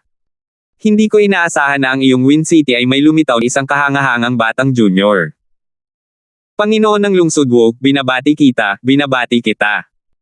Ang lakas nitong si Pablo ay malamang na ang numero 1 tao sa ilalim ni Miguel. Ang makakuha ng posisyon sa pag-angat sa posisyon ngayon ay talagang hindi mahirap. Hinarap ni Jomar ang pagbati ng lahat, ang kanyang mukha ay nasisiyahan sa kanyang sarili. Mas lalong nagpaganda sa mukha ni Pablo ang pagganap niya. Habang sa oras na ito, nahihirapan pa rin si Hines sa ilalim ng paanan ni Pablo. Hindi pa rin masabi ni Hines ang dalawang salitang ito na aminan ang pagkatalo. Pero tila may intensyon si Pablo na ipahiya si Hines at tumanggi na lang siyang sabihin nito ang dalawang salitang ito. Ayon sa mga patakaran ng kompetisyon, sa pamamagitan lamang ng pagsigaw ng aminin ang pagkatalo o pagbagsak sa plataporma, maituturing na isang partido ang nanalo. Sobra na talaga ang pang-aapi nitong si Pablo. Plano na ni Hines na umamin, tapos nakakahiya pa rin siya ng ganoon. Bagamat ayaw ni Mayon kay Hines, tungkol sa halos mawala ng makataong aksyon ni Pablo, hindi niya talaga ito matiis. Pero nang sandaling iyon, biglang naramdaman ni Mayon ang hangin na dumaan sa tabi ng kanyang tainga. Agad na nawala si Mateo. 777. Tingnan ninyo. May hindi na nakapagpatuloy sa panunood at umakyat sa plataporma. Ang tanga naman ng lalaking ito, di ba? Lahat ng platform ay may mga array formation na naghihiwalay. Kung hindi niya bubuksan ang mga ito, paano siya makakapasok? Baguhan pa nga ito sa Divine Traversing Realm. Hindi ba't matatanggihan ito ng husto? Dama po ang figure ni Mateo sa mga mata ng lahat. Puno ng mapangutyang tingin ang mga iyon. Walang naramdamang anumang hindi nararapat ang mga taong ito sa ginawa ni Pablo na pagpapahiya kay Hines. Si Pablo ay may lubos na lakas. Kahit na pinahiya niya si Hines, hindi rin siya madaling hinamon ng ibang tao. Bukod pa rito, si Hines mismo ay naghahanap ng gulo. Dati, mayroon pa rin siyang ugali na parang isang taong lasing sa tagumpay. Maraming tao ang galit sa kanya. Ganoon nga ang mundo ng martial artist. Sa pananaw ng lahat, dapat ay inaapi ng malakas ang mahihina. Sino ang humingi ng kulang sa lakas mo? Kung mayroon kang kakayahan, linangin mo ng maayos, at pagkatapos ay yumuko ka pabalik. Kung hindi, itikom mo ang iyong bibig ng masunurin at hintayang ipahiya ka ng iba. Gayunpaman, ang pangungutya sa mukha ng lahat ay agad na naging pagkamangha. Dumaan si Mateo sa gitna ng nakahiwalay na hanay ng mga sundalo na nakatingin sa kanila, at pumasok siya sa arena. Natural lang na natuklasan agad ni Pablo si Mateo. Pero pareho lang siya ng iba. Lahat sila ay naghihintay na makitang magmukhang katawa-tawa si Mateo. Nagpakita pa nga ng mapang-uyam ng ngiti ang mukha niya. Pero nang sandaling dumaan si Mateo sa hanay ng mga kasamahan, biglang nawala ang kanyang ngiti. Hey, paano kung dumaan sa array formation? Kaya pa bang baligtarin ng isang batang lalaki ng Divine Traversing Realm ang langit? Kamay ng Dragon Claw. Mabilis na tumugon si Pablo, gumawa ng isang hakbang na may malamig na ngiti. Nakita ko lang na bumuo ng kuko ang mga daliri niya. Agad na naipon ang enerhiya ng asensya para bumuo ng kuko ng dragon, at kumapit kay Mateo. Ang lakas ng kuko na ito ay sapat na para harapin ang 6th level Boundless Realms. Ang isang simpleng Divine Traversing Realm martial artist ay natural na hindi mahirap. Pero ng mga sandaling iyon, parang may lumabo sa harap ng mga mata ni Pablo. Agad na nagiba ang anyo ni Mateo at naging siyam na nasa ere. Hindi talaga tumama ang kamay niya sa kuko ng dragon. Humph! Nagpapakita ng kaunting kasanayan sa harap ng isang eksperto. Malamig na sumanghel si Pablo. Habang ibinubuka ang kanyang kamay, ang kamay na kuko ng dragon na iyon ay nahati sa siyam, at humawak sa siyam na Mateo. Swoosh! Malabo na naman ang nasa harap ni Pablo. Biglang bumilis ang siyam na Mateo at naging kasing bilis ng mga kuneho na tumatakas. Putok! Putok! Putok! Isang paa, dalawa, tatlo. Siyam! Bawat paa ay natapakan ang mukha ni Pablo. Hindi mabigat ang lakas ngunit nag-iwan ng siyam na malinaw at madaling matukoy na bakas ng sapatos sa mukha ni Pablo. Puhaw! Nang makita ng lahat ang siyam na bakas ng sapatos na iyon, hindi nila napigil ang tumawa. Punk! Hinahanap mo ang kamatayan. Pigil na sabi ni Pablo sa pagitan ng kanyang mga ngipin. Casual na ikinumpas ni Mateo ang isang kamay at nagpakawala ng isang hibla ng enerhiya ng asensya, na nagtulak kay Hines na tinapakan hanggang sa mapuno ng dugo ang mukha. Umamin ka. Ang utang na ito, ako ang bahala sa iyo, malamig na sabi ni Mateo. Ang mukha ni Hines ay mukhang napakasama sa oras na ito. Ngunit kahit na ito ay kaawa-awa, hindi ito maihahambing sa kung gaano katawa-tawa ang siyam na bakas ng sapatos sa mukha ni Pablo. Medyo nagulat na tiningnan ni Hines si Mateo. Hindi niya inaasahan na kapag pinapahiya siya ng mga tao, ang sumagip sa kanya ay ang Mateo na matagal na niyang kinamumuhian.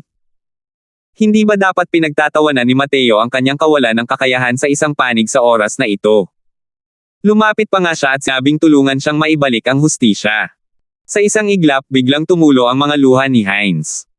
Buong tapang na humakbang si Mateo sa pagkakataong ito, at gumaganti ng mabuti sa masama, paanong hindi siya nito maaantig. Ikaw. Bakit mo ako tinulungan? Napabuntong hininga si Hines.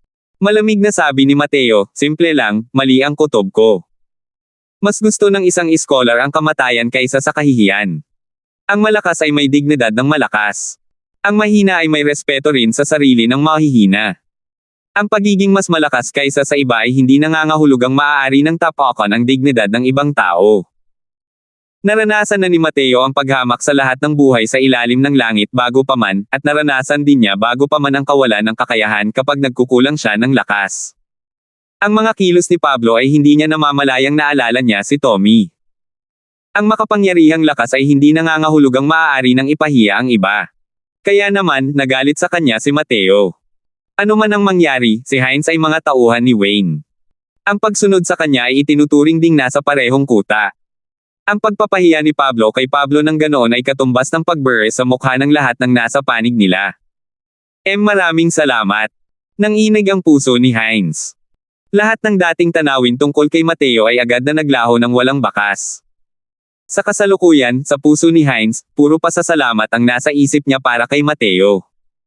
Sa halip na magpasalamat sa akin, bakit hindi mo nalang linangin pa ng mas masigasig ang iyong sarili?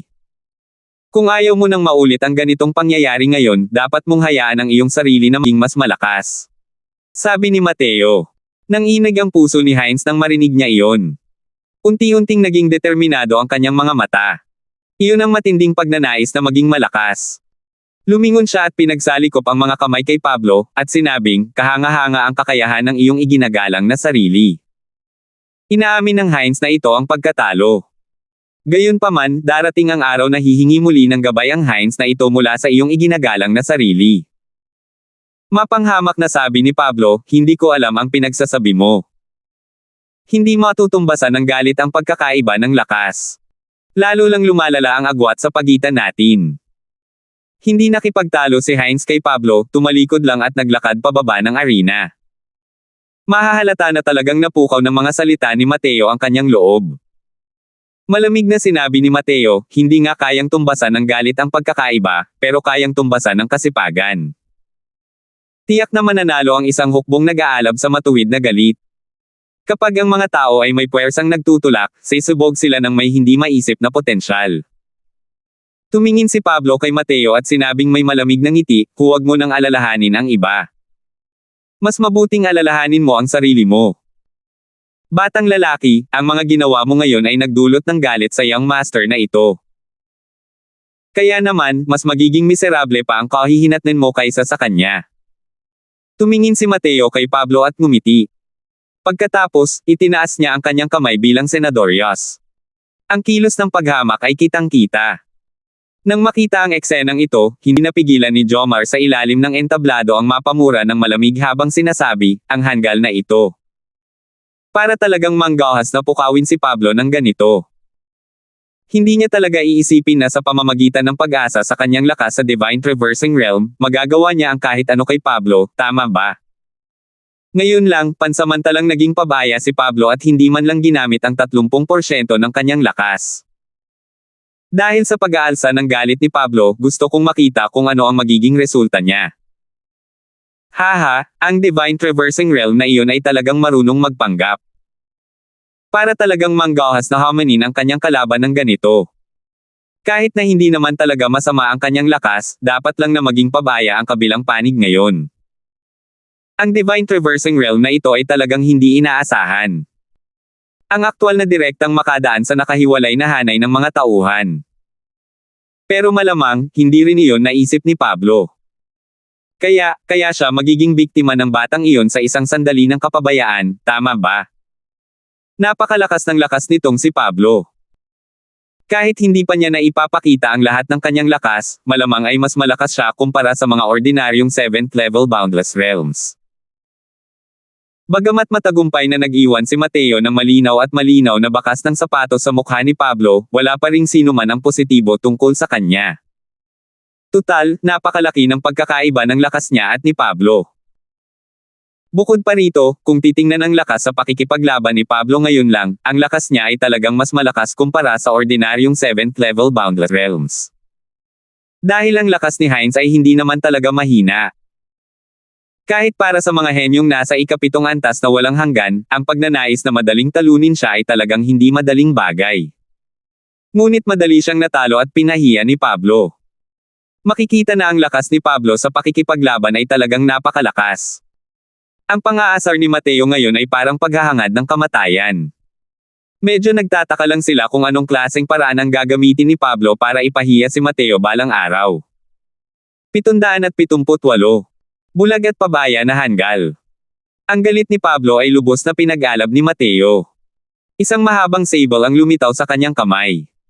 Mabilis na tumaas ang enerhiya ng asensya. Ang enerhiya ng asensya sa maliit na larangang ito ng aktibidad sa buong arena ay mabilis niyang nakontrol. Gusto niya talagang samsamin ng tuluyan ang enerhiya ng asensya sa paligid ni Mateo.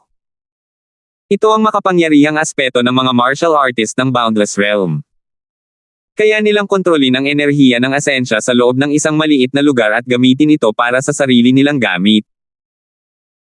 Sa isang banda, ang labanan sa pagitan ng mga martial artist ng Boundless Realm ay isang labanan ng pandarambong sa enerhiya ng langit at lupa. Kung sino ang may mas malakas na kakayahang kontrolin, kung sino ang kayang pamunuan ang buong sitwasyon ng labanan. Napakalinaw na sa aspetong ito, ang mga martial artist ng Divine Traversing Realm ay masyadong nadidisbentaha. Isa itong labanan na walang kapanapanabak. Masyado nang mabagsik ang galaw na ito ni Pablo. Malamang ay gusto pang umiyak ng bata yun ngayon, di ba? Ang Divine Traversing Realm na nakaharap sa Boundless Realm, ito ay halos isang sitwasyong hindi malulutas. Kung walang enerhiya ng langit at lupa na magagamit, hindi maaaring ilabas ang kapangyarihan kahit gaano pa kalakas ang martial technique. Maliban na lang kung ang pag-unawa sa konsepto ng batang ito ay nakapagpapalayo kay Pablo sa ilang kalye at nakakaasa sa malakas na pag-alo ng konsepto para lumabag sa kontrol ni Pablo. Pero paano ito posible? Ang layunin ni Pablo sa Sable ay malamang na hindi nalalayo sa pag-unawa sa pangunahing anyo ng isang kataas-taasang tunay na layunin, tama ba? Ang nakakatakot na layunin ni Pablo na gumamit ng Sable ay nagparamdam sa mga martial artist na nasa ilalim ng entablado ng lamig. Kitang-kita ang lakas ng kanyang layunin sa paggamit ng Sable. Ang kagustuhang ihagi si Pablo sa ilang kalye sa mga konsepto, ito ay isang bagay na talagang imposible. Kahit si Miguel ay hindi rin kayang gawin iyon. Kung si Miguel ay isa lamang 7th level Divine Traversing, imposibleng maging katapat niya si Pablo. Kahit na mas malakas ang pag-unawa niya sa mga konsepto kaysa kay Pablo. Kung wala ang enerhiya ng langit at lupa na magagamit, gusto kong makita kung saan nakasalalay ang kumpiyansa mong maging napakayabang.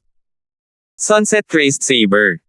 Papunta kay Mateo, hindi nagpabeye si Pablo.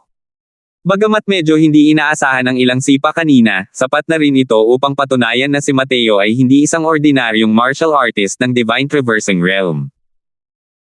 Ang kanyang lakas ay sapat upang makipagkompetensya sa mga Boundless Realms. Kung hindi, kahit na mabigla siya ng isang maliit na Divine Traversing Realm, hindi rin posible na mapapaamin siya ng pagkatalo. Pero ano kaya? Ang layunin niya, ni Pablo, ay hindi kailanman sa maliit na Crosswell City na ito.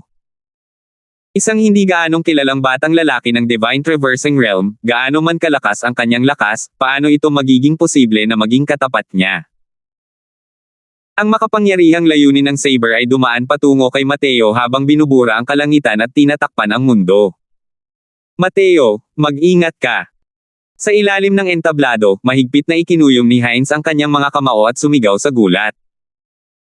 Nang makita niya ang talim na ito sakalang nalaman ni Heinz kung gaano kalaking pagkakaiba ang agwat nila ni Pablo. Ang pagkakaiba sa pagitan nilang dalawa ay hindi lamang isang maliit na larangan ng cultivation. Mas malaki pa ang agwat sa mga konsepto. Maging si Miguel na kasing dukha ng nyebe sa entablado ay nanlaki rin ang mga mata sa oras na iyon, tumingin sa platapormang iyon. Napakalinaw na medyo nagulat siya sa talim na ito ni Pablo. Gayunpaman, ang kanyang tingin ay nakatuon sa figurang iyon na tila medyo payat. Ang mas gusto pa niyang makita ay kung gaano kalakas si Mateo. Gusto niyang patunayan na hindi mali ang nararamdaman niya. Ang mga naabot ni Mateo sa sword daw ay tiyak na magiging kahanga-hanga. Gayunpaman, binaigo siya ni Mateo. Bigla na lang tumaas ang aura ni Mateo. Ang marahas na kapangyarihan ng tunay na dragon ay diretsyong sumugod sa kalangitan. Kasabay nito, isang alon ng init agad na sumabog. Dalawang uri ng malalakas hanggang sa matinding aura ang nagsama-sama sa ilalim ng tingin ng lahat. Tunay na pagpatay ng dragon sa kilusang apoy. Isang dragang apoy ang marahas na lumabas, at mabilis na sumugod patungo sa layunin ng saber na iyon ang may kabangisan. Nagbago ang mga mukha ng lahat. Hindi nila maisip na ang isang 7th level divine traversing ay kayang magpakawala ng ganito kalakas na atake, at makipaglaban ng harapan sa 7th level boundless Pablo. Ang kakayahang kontrolin ng Boundless Realm ay isang malaking katawa-tawa sa harap ng flame movement through Dragon Carnage na ito. Kahit pa ito ay tunay na kapangyarihan ng dragon o ang Scorching True Intent, lahat ng ito ay madaling makakasira sa ganitong uri ng kapangyarihang pangkontrol. Boom! Nakatanggap si Pablo ng napakalaking impact, ang kanyang figure ay patuloy na bumababa. Isang sunod-sunod na hiyawan ang biglang kumawala mula sa loob ng karamihan. Dahil natamba na si Pablo sa gilid ng plataporma. Kaunti pa sa likuran at mahuhulog siya pababa ng plataporma. Ang nakahiwalay na porma sayo ng array sa platform na ito ay nagpapahintulot sa paglabas at nagbabawal sa pagpasok. Hindi makapasok ang mga tao sa labas, pero hindi sila naapektuhan kung makapasok ang mga tao sa loob. Kung diretsyong babagsak si Pablo, matatalo siya. Nagngingit-ngit si Pablo, pilit na tinipon ang magulong enerhiya ng asensya sa loob ng kanyang katawan. Biglang bumagsak ang kanyang katawan, sa wakas ay halos hindi na niya napanatiling matatag ang kanyang mga paa sa paligid ng plataporma.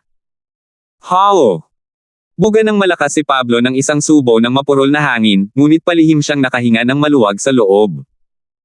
Kung babagsak talaga siya, nakakahiya iyon. Isa na namang bug zone ng hiyawan ang umalangaw-ngaw sa karamihan. Hindi pa nauunawaan ni Pablo ang nangyari nang biglang may dumilim sa harap niya. Isang malaking paa ang biglang lumitaw sa harap niya, at lalong lumalaki. Putok! Muling lumipad pa atras ang figure ni Pablo, agad na bumagsak sa plataporma, at gamulong palayo.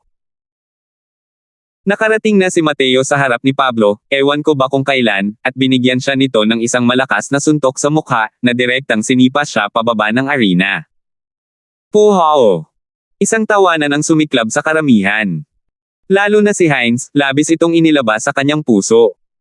Sinipa ang mukha niya pababa sa plataporma.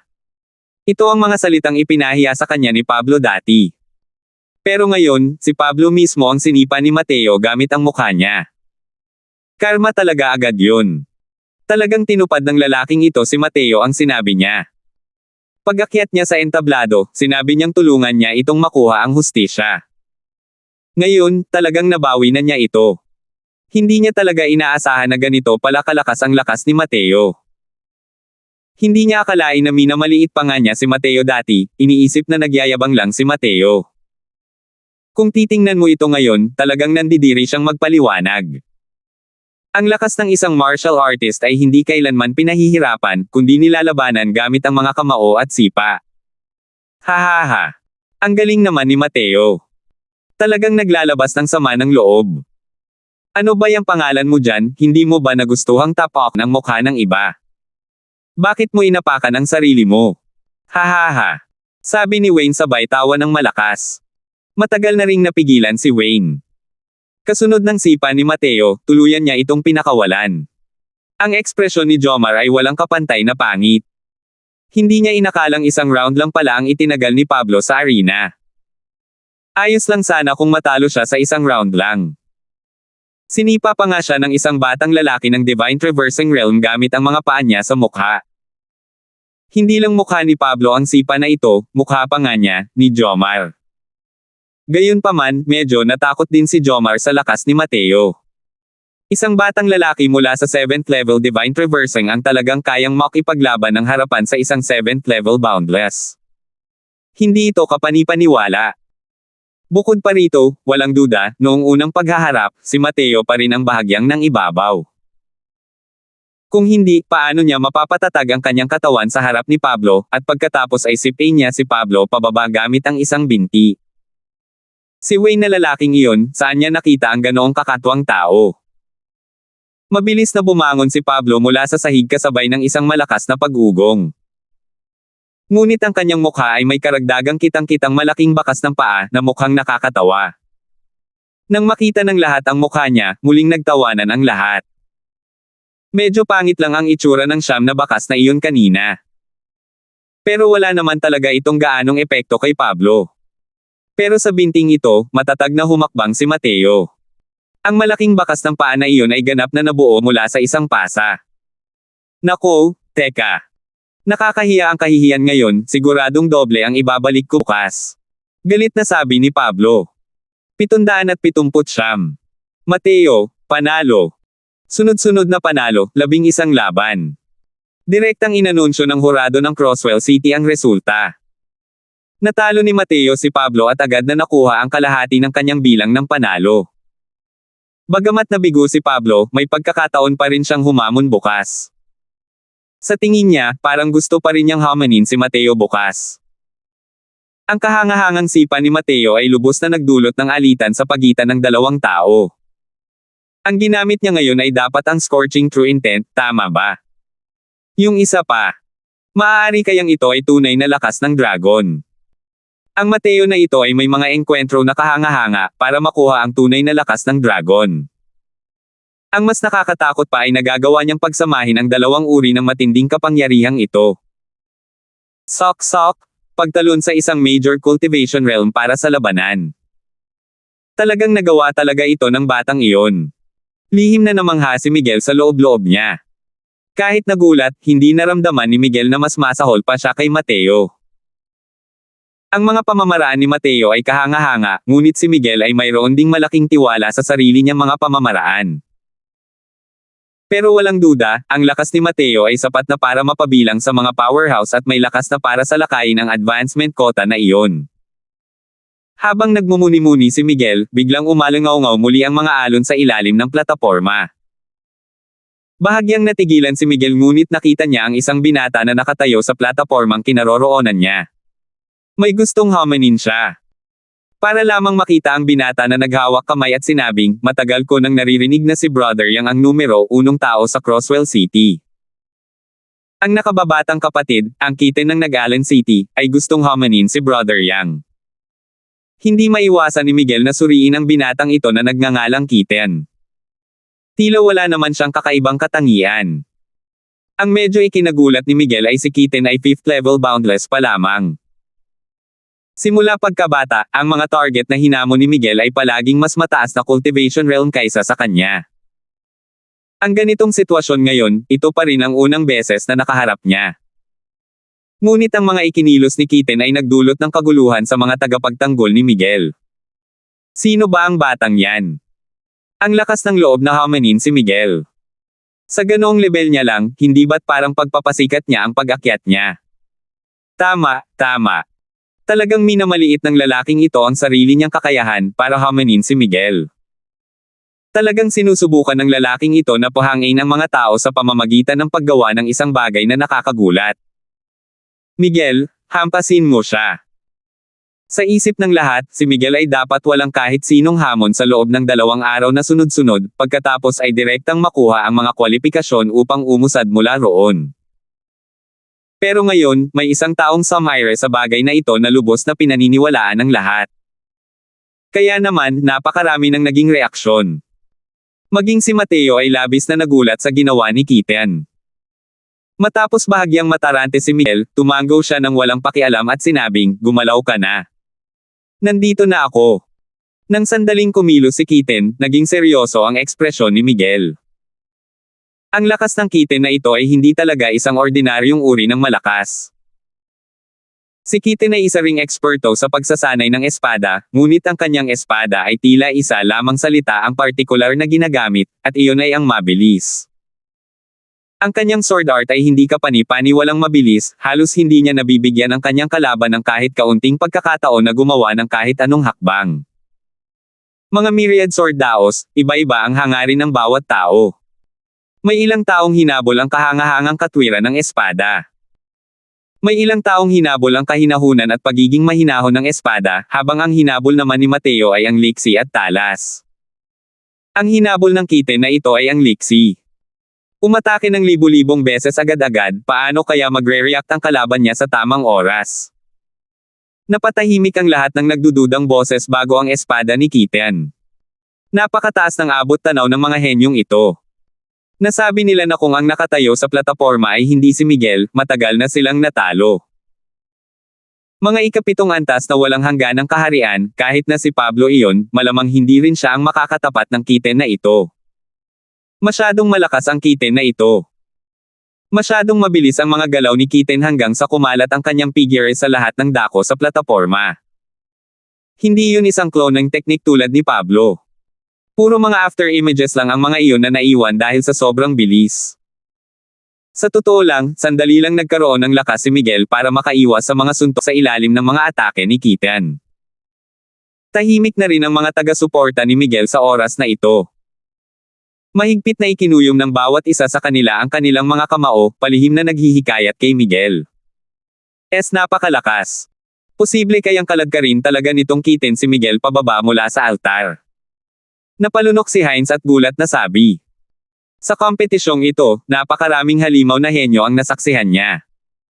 Bilang isa sa mga nangungunang henyo ng sinaunang Marangyang lungsod, ngayon lang nalaman ni Hines na isa pala siyang Polaka sa ilalim ng balon. Ang One Crosswell City ay mayroon ng napakaraming malalakas na kalaban. Paano naman ang buong Crimson Afterglow Holy Land? Tumango si Mayon at sinabing, napakalakas talaga. Pero sa tingin ko ay medyo mahirap pa rin para sa kanya na talunin si Miguel. Pinipigilan na niya si Miguel hanggang sa wala na siyang kahit kaunting lakas para gumanti. Posible pa kayang may pagkakataon pang gawing tagumpay ang pagkatalo. Gulat na sabi ni Hines. Kahanga-hanga ang paraan ng pakikipaglaban ni Kitten ngunit lubos na nakakaubos ng enerhiya ng asensya. Kung hindi niya mapapatamba ang kanyang kalaban sa maikling panahon, mapapahamak siya, pagtatasanin mo yan. Sa sandaling iyon, bahagyang bumantong hininga si Mateo sa plataporma. Natalo pa rin ang Kitten na ito sa huli. Tunay nga, biglang nawala ang aura ni Miguel, dahilan para lumipad palabas si Kitten. Tila hindi nakatiis si Kitten na matalo ng ganito at gusto pa niyang magpumigla sandali sa ere. Ngunit ang espadang chi ni Miguel ay hindi nagbigay sa kanya ng kahit kaunting pagkakataon para huminga, kaya agad siyang pinabagsak sa plataporma. Walang boses na nanunuya kay Kitten. Para mapilitan si Miguel ng ganito katindi, masasabing si Kitten ang unang tao. Ang lakas niya ay nakakuha ng respeto ng lahat. Tumayo si Miguel habang dala ang kanyang espada at sinabi sa Kitten na nasa ilalim ng entablado, napakalakas mo. Inaabangan ko na ang susunod na pagkakataon na makikipaglaban ako sa iyo. Nagpumigla si Kitten na tumayo at matigas ang ulong sinabi, sa susunod, siguradong matatalo kita. Ngumiti si Miguel ngunit hindi na nagsalita pa. Ramdam na niya ang banta ng Kitten na ito. Kailangang malaman ng isa na si Kitten ay 5th level boundless lamang. Siya ay 3 minor cultivation realm na mas mababa kaysa kay Miguel, ngunit nagawa niyang pilitin ang huli sa ganitong kalagayan. Ang potensyal ng Kitten na ito ay talagang napakalakas. Sa oras na ito, hindi sinasadyang tumingin muli si Miguel kay Mateo. Ang banta ng taong ito ay tila mas matindi pa kaysa kay Kitten. Hindi inaasahan ni Miguel na makakaharap niya ang napakaraming sumisikat na bituin sa kompetisyong ito, na siyang lubos na magpaparamdam sa kanya ng pressure. Ngunit sa kanyang puso, nagliliyab din ang isang matataas na layuning lumaban. Bago ang kompetisyon, walang mag-aakala na ang ikalawang araw ng kompetisyon ay uusad na rin sa matinding init. Ipinakita ng dating hindi kilalang sina Mateo at Kitten ang kanilang mga talento, kaya naging sentro ng atensyon ng lahat. Bagamat natalo si Kitten, hindi niya nawala ang pagkakataong umaban. Walang duda, walang problema sa pagkuha niya ng advancement quota. Samantalang si Mateo, matapos niyang talunin ang 47 antas na walang buong kaharian ng sunod-sunod ng maayos, wala nang ibang nang ahas na umakyat at huminin siya. Dahil dito, 2 sa 6 na plataporma ang naging lubhang walang tao. Ang isa ay kay Miguel, ang isa naman ay kay Mateo. Matapos talunin ni Miguel si Kitten, inakala ng lahat na wala nang haamon sa kanya. Samantalang sa oras na ito, wala pang sino man ang nangahas na magduda sa lakas ni Mateo. Ang kota na ito para sa pagsulong, tama si Mateo. Pero ang ikinagulat ng lahat ay matapos matalo si Kitten sa panig ni Miguel, hindi niya piniling umupo sa isang plataporma sa ikatlong araw ng kompetisyon. Direktang hinamon ni Kitten si Mateo. 780. Nakatayo si Kitten sa tapat ni Mateo, ngunit may seryosong ekspresyon sa kanyang mukha. Napakalakas mo. Pero matatalo kita. Sabi ni Kitten. Nakangiting sabi ni Mateo, malakas ka rin naman. Pero wala kang pagkakataong talunin ako. Hey, paano mo malalaman kung hindi ka lalaban? Tanong ni Kitten. Walang gaanong kalokohan, mabilis na gumalaw ang figure ni Kitten. Agad na kinubkob si Mateo ng hindi mabilang na mga imahe ng espada. Mabilis na espada ni Kitten hanggang sa makaramdam ang mga tao ng pagkahimatay. Tuluyan nang isinuko ng kanyang sword art ang teknik para lamang sa paghabol sa mga dulo ng bilis. Ang bawat espada ay walang anumang kinang. Ang anggulo ng pagtama gamit ang espada, lakas, lahat ng ito ay para lamang sa paghabol sa bilis. Ngunit, ang napakabilis na espadang ito ng napakaraming espada sa isang iglap ay hindi man lang dumampi sa mga sulok ng manggas ni Mateo. Nakakatakot. Nakakatakot talaga ang lakas nitong si Mateo hanggang sa mawalan na ng pag-asa ang mga tao. Ang layunin ni Miguel na gumamit ng espada ay napakalaki at walang hanggan. Ngunit ang kanyang bilis ay hindi makakasabay kay Kitten. Kung hindi dahil sa kanyang pagpigil kay Kitten sa cultivation realm, mahirap talagang sabihin kung ano ang magiging resulta. Ngunit si Mateo, halos hindi man lang nararamdaman ang kanyang essence energy alon-alon, ngunit hindi man lang mahawakan ni Kitten ang sulok ng kanyang manggas. Ibig sabihin din niyan ay umaasa lang si Mateo sa movement technique para maiwasan ang espada ni Kitten. Gaano ba kabilis ang movement technique niya? Walang duda, ang ganitong uri ng mabilisang espada ni Kitten ay napakahirap basagin. Kahit na medyo mas mahina lang ang kanyang lakas, hindi rin ito maiiwasan ng mga ordinaryong tao. Pero naiwasan ni Mateo ang bawat espada. Hindi man lang siya bumitaw kahit isang galaw hanggang ngayon.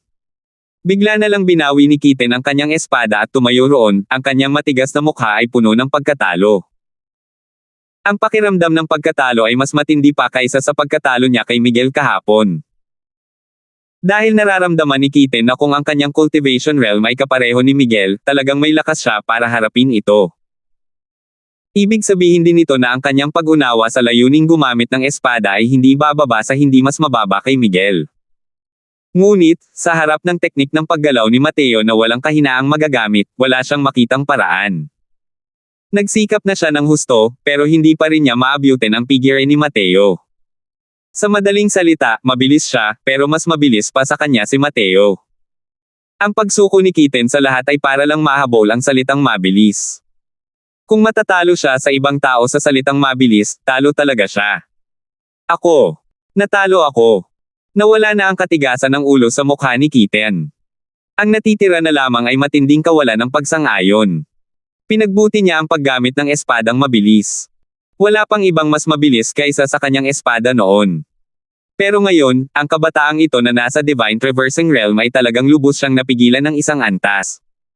Bukod pa rito, nararamdaman ni Kitten na tila marami pa ring natitirang lakas si Mateo. Sa ilalim ng gayong mga pangyayari, ang pakiramdam ng pagkatalo ay lubhang matindi. Nakangiting sabi ni Mateo, maraming bagay sa ilalim ng langit ang pawang yin at yang na nagpupuno sa isa't isa. Ang sukdulan ng yang ay yin, ang sukdulan ng mabilis ay mabagal. Bulag mong hinahabol ang bilis. Naisip mo na ba na hayaang maging mas mabagal ang espada? Siguro kapag naunawaan mo ang daw ng mabilis mabagal, mas mapapabilis nito ang iyong mabilis na espada. Nanginig ang buong katawan ni Kitten. Hindi niya inaasahan na si Mateo ay talagang nagsabi ng ganoong mga salita. Oo, sa paglilinang hanggang ngayon, lahat ng kanyang iniisip ay nakatuon sa kung paano mapabibilis ang kanyang espada. Ngunit hindi niya kailanman naisip na pabagalin ng kaunti ang kanyang espada. Pabagalin ang paggamit ng mabilis na espada, tinatawag pa rin ba iyon na mabilis na espada? Gayunpaman, ang yin ay ipinanganak mula sa sukdulang yan, ang mabagal ay ipinanganak mula sa sukdulang bilis. Mabagal ba o hindi ang mga sukdulan ng bilis? Napakalalim ng pagkakaintindi ni Kitten sa quicksword at alam niyang ang mabagal na tinutukoy ni Mateo ay hindi mabagal sa tunay nitong kahulugan, kundi ibang uri ng kaharian. Iyan ang larangan ng pagtingin sa bundok bilang hindi isang bundok, pagtingin sa tubig bilang hindi tubig.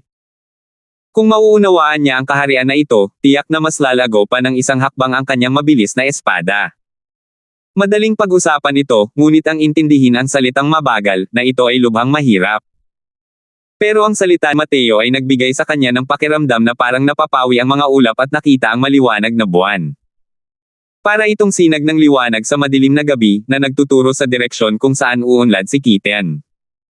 Biglang pinagsalikop ni Kitten ang kanyang mga kamay at sinabing, bagamat bata pa si Brother Croswell, napakataas ng iyong abot tanaw. Sa mga sinabi mo kanina lang, walang katapusang nakinabang ang tang na ito. Sa labanang ito, lubos na kumbinsido ang tang na ito sa aking pagkatalo mula sa kaibuturan ng aking puso. Ang biyaya ngayon, naalala ito ng tang na ito. Pagkatapos magsalita, tumalikod si Kitten at bumaba sa plataporma, at naglaho sa gitna ng karamihan. Nang makita ni Wayne ang eksenang ito, bigla niyang naalala ang sinabi ni Mateo noon, ang mga salitang tungkol sa pagnanais na makapasok sa Crimson Afterglow Valley. Nakakatawa ang dating ng mga salitang iyon para sa kanya noong mga panahong iyon. Pero ngayon, parang si Mateo ay talagang may pahiwatig ng pagkakataon. Hanggang ngayon, tila bukod kay Miguel, wala pang nakakatalo kay Mateo. Pero kahit ang isang taong kasing lakas ni Kitten ay hindi pa rin kayang pilitin na ilabas ang tunay na lakas ni Mateo. Kung ikukumpara sina Mateo at Miguel, at gamitin si Kitten bilang referensya sa pagitan, tila mas madaling manalo si Mateo. Maaari kayang ang tunay na lakas ni Mateo ay mas mataas pa kay Miguel. Huminga ng malalim si Wayne. Bago ito, hindi man lang niya ito naisip. Pero ngayon, tila malamang na ang hulang ito.